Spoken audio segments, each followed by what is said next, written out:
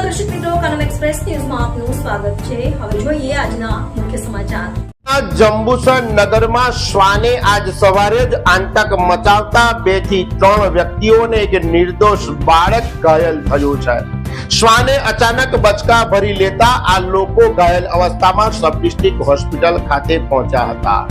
જંબુસર નગરના ring road થી કુંઢળ ગામ તરફ જવાના રસ્તા પર મરઘી અને ચિકનના વેપારીઓ દ્વારા મરઘીના જે પીછા નાખવામાં આવે છે અને ગંદકીના અડ્ડા જમાવવામાં આવ્યા છે, ત્યાં રખડતા પશુઓ અને શ્વાનો ત્યાં અડ્ડો જમાવ્યો છે, જેના કારણે ત્યાંથી પસાર થતા લોકો પર અચાનક આ પશુઓ અને શ્વાન પણ હુમલો કરી રહ્યા છે। આખા ગુજરાતમાં હુમલા કરવાની નવાઈ નથી, પરંતુ જંબુસર નગરપાલિકાએ આ બાબત ધ્યાને લઈ અને આવા રખડતા ઢોરો અને શ્વાનો પાછળ કોઈ કાયદેસરની કાર્યવાહી કરી અને જનતા હેરાન ન થાય એ માટે પગલા લેવા જ રહ્યા। કારણ કે જંબુસરની જનતામાં રખડતા ઢોરો અને શ્વાનના આતંકથી એક પ્રકારનો આક્રોશ જોવા મળી રહ્યો છે।